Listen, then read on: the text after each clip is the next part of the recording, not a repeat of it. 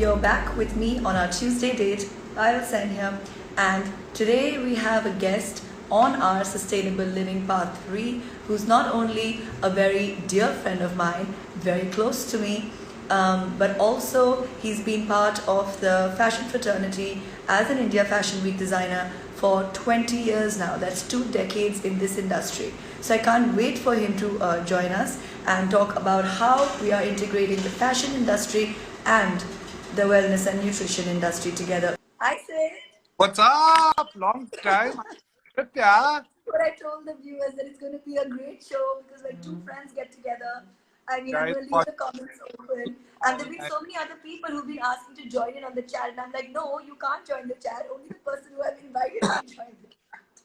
So, what's up? Sid, listen, the biggest feather in your cap, which just kick-started the entire autumn-winter season for you, was Beyonce wearing your outfit recently. I mean, standing applause. How was that? How did it happen? Tell us about Um, it. What was the feeling? to be very honest, I've been working with this agency in LA, which sources clothes out for celebrities. And for about 2 years, it's been going high and low. And suddenly the evening, I'm looking at Instagram and I see this post, and I'm like, this is not true. Not happening. It came to me as such a shocker, but it was awesome. I mean, even the response that I got was beyond overwhelming. I know. You pretty much broke the internet that day. So it was amazing. I'm so proud. Amazing. Now, Sid, the whole thing today we're talking about, we're integrating the fashion industry and the wellness industry. They need to go hand in hand. Fashion today cannot ignore the wellness industry because fashion is known to be the industry which eliminates the maximum amount of waste. We'll get to that in a minute. But first, we have to talk about your wellness and nutrition journey. How many kilos have you lost now and how long? Since lockdown, I've lost 22. I have another 18 to go. It's getting slow now. Wow. So, I mean, Sid, tell us, I don't Another want to fair. know what motivated you. Yeah, that's another feather. I don't want to know what motivated you. I want to know what did you do? What is your nutrition? What is your diet? The only thing that motivated me, I promise this is not a lie, it's pure boredom. I was so bored during lockdown that I was like, okay, fine, fuck it, let's do this. So, you know, it just started with that. I started swimming, I realized I lost weight, so let's just take it from there. And it Right. just, so I got myself a yoga instructor, a gym instructor, a dietitian. Also. Wow. And then you just, is it an everyday thing or is it a few times a week? Has it changed your life? I do yoga 3 times a week. I do my exercise 3 times a week. I swim 6 days a week. And of course, my diet is every day.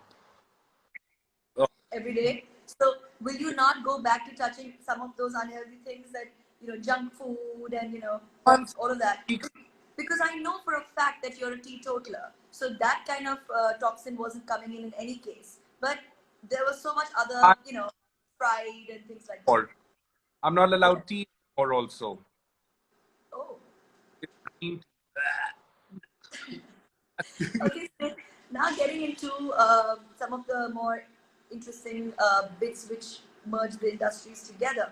I want to know, what does sustainable fashion or sustainability mean to you, and how are you incorporating this in your brand? Well, sustainability to me just means being responsible. You have to be responsible towards the environment, towards yourself. I mean, cost efficiency. We just have to help the earth out. So it's a little bit of everything. It's it's it's not easy to be sustainable, but it's doable. So And how are you incorporating this in your brand, Siddhartha Tiger? um, so whenever I make a collection, about 35 to 50% is sustainable fashion. We There was a time when we were using luxury and poly blend fabrics for the whole collection. Now we're slowly getting into sustainable fabrics and keeping it cleaner. Okay. And Sid, what is your take on athleisure and how do you nail that perfect athleisure look? What are the do's and don'ts when putting this look together? Okay, so for me, athleisure has been there for. I like athleisure. So I put my couture twist into sportswear. So to balance it, you can do a crazy fun bomber jacket paired off with a nice skirt or uh, like job stuff. So it's all about balance. And what's the biggest don't when it comes to this look? Like, what does this look stand for, and what is a completely different spectrum which you should not mix? Um, when you're doing at luxury, uh, don't try to go party auntie. Basically, don't set it up with jewelry. Keep it simple. Keep it neat. Let one element on you be the focal point, and it'll stand. Yeah. Right. And Sid, now tell us a little bit about now we're merging fashion into wellness. So tell us a little bit about color psychology. How does color affect a person's mind, mood, emotions, behavior when they walk in, or what they're wearing? Does it like reflect their mental state? Of course. So when I was in FIT, I actually studied psychology of fashion, Okay. and colors play a very strong role. Colors, as everyone knows, in fashion in are mood enhancers. Every color has an effect on a human being. That Right. applies to clothes also. You can pick up a color and be angry with it, you love it, but it all depends on from person to person and how they react to it. But Right. it does exist. Have you witnessed it with some of your clients if they walked in a little dull and walked out really happy? Because my clients love black, so that looks more. I've just started making clothes in black and throwing color. So effectively, what are you doing? What are you doing? I say, me, black. Yeah. Okay. Pile, that's navy blue. Little colorblind. Oh, whatever. Okay, fine. Close. Guys, friendly interview, guys. So yeah, to feel better in certain colors, always know what the client wants. Who's sending so many hearts? Sweet. Your friends. Yeah. Okay. Important thing. So, okay, now still moving on. Now I'm hitting on this point again. Fashion is considered globally the #1 biggest waste eliminating industry. So, and now all the consumers are becoming more and more conscious. They're reading the labels, they're seeing what fabrics are used. So, what do you think is the future, and how are designers and the design and the fashion fraternity as itself being transparent about their sourcing so that and being ethical so that they get consumer loyalty? While honestly, I don't think that everyone tells it. Sustainability is a very strong uh, factor in our world right now, but not every designer is very honest about it. So by advertising that it's sustainable fabric and all, I don't buy it. I don't buy it. I know that I use non-sustainable and sustainable fabrics, and I'm very honest about it. Right. You know, but if they can pull it off, there are a lot of designers are working with it, and they're doing a fabulous job. I'm not going to advertise them for, but globally, I can't see what's going on. Okay. And what about, Sid, what is your take on eco-friendly fashion? Fabrics like linen, hemp, cotton, khadi, bamboo, and them being reusable, recyclable versus the cruelty ones, which are, skins, leather, all of that. Well, skins and leathers, fabrics, I mean, not fabrics, but skins like this are taking a back now because of Gucci's movement for not using skins.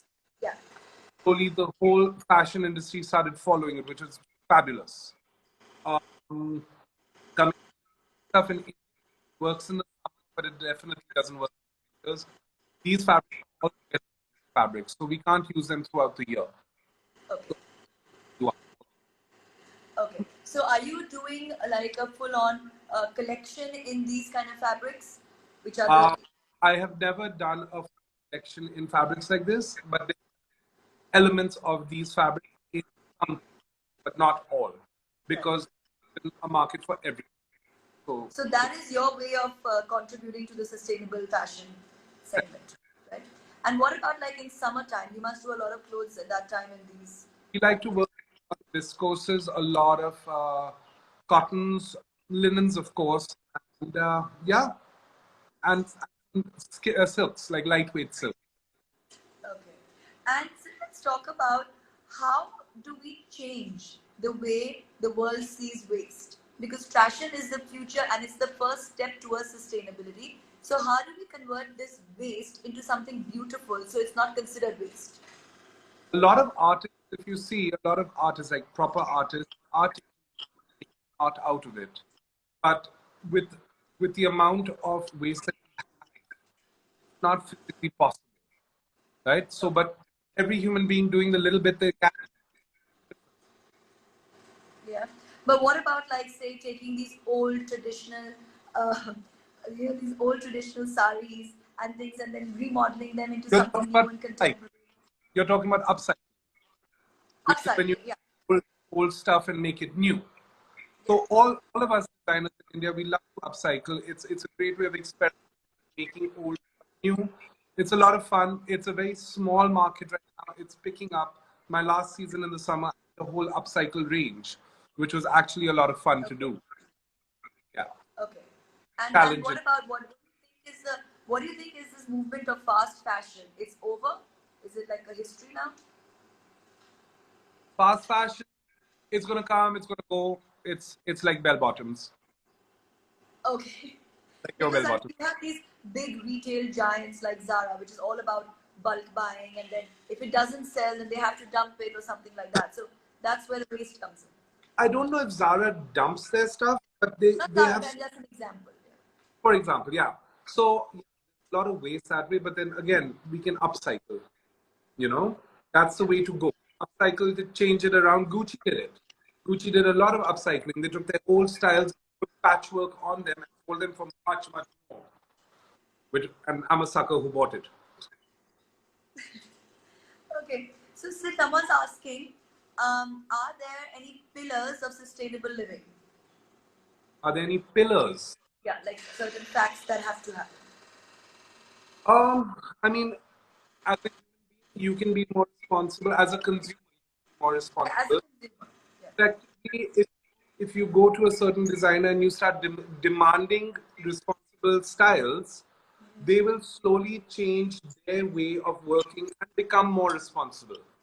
Right. It's what the client wants, the designer, the, the storekeeper will give Okay. in a way. Someone's asking, how is fashion designing and sustainability connected? I just answered this question before Sid joined in, but let's hear Sid's answer on this. Go ahead. Also, So, how are they connected? Go ahead, Sid. let me interview you.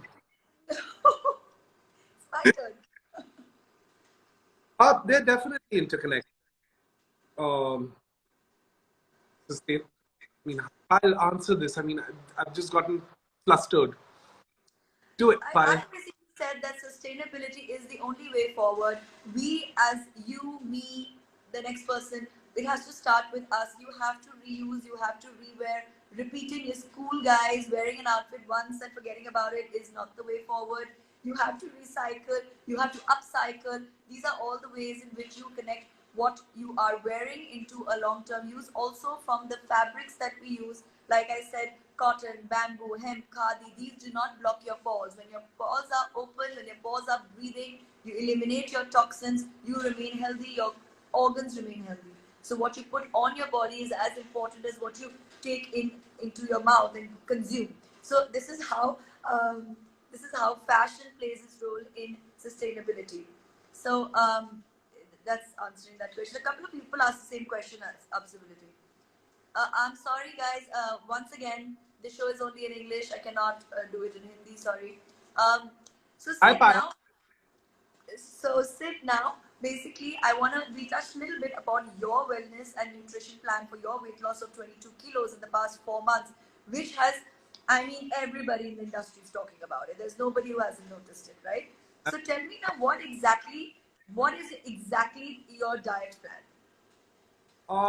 To be very honest, I'm eating a lot more than I used to before I went on my diet. In the evening, I used to skip breakfast, skip lunch, go straight to dinner, and have about 10 cups of tea. Now I'm having a proper breakfast, every day is a different plan. I'm having a lot of quinoa, which I'm so bored of. Last night I had cauliflower, cauli rice for dinner. So it keeps. Mm. So yeah, I'm having But that. are you doing things like keeping your body alkaline versus acidic? Have you gotten into all that as well? That's. I have no idea. That doesn't matter. I, Okay. So Sid, now tell us. We want you. My God, the time has really flown. We want you to leave the. It's you. It's all you, Sid. So listen. I want you to leave I, an end note for the viewers. What should they take away from what you've told them about sustainable living, about the way forward, about how they should look as a consumer into what they're purchasing in order to keep their wellness in mind, whether it's colors, whether it's fabrics. advice would be buying, have, have a voice.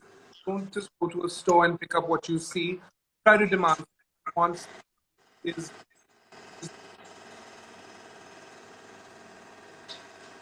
Okay. see a small change. You'll see design stores. They'll start picking up stuff, which is what you're demanding. That's all that fashion is. If you watch, so if you make the demand slowly and everyone starts doing it, people will start. You'll get a response. Right. Okay, and now Sid, what else should we be expecting from you in the next coming months? We've already seen Beyonce. You broke the Where internet. go from there? I go from there. Yeah, exactly. You've already gone up to the zenith. So now what? No idea. I have no idea. I'll come up with a list. Well, great, Sid. It's been so much fun chatting with you as always. Thanks for joining in.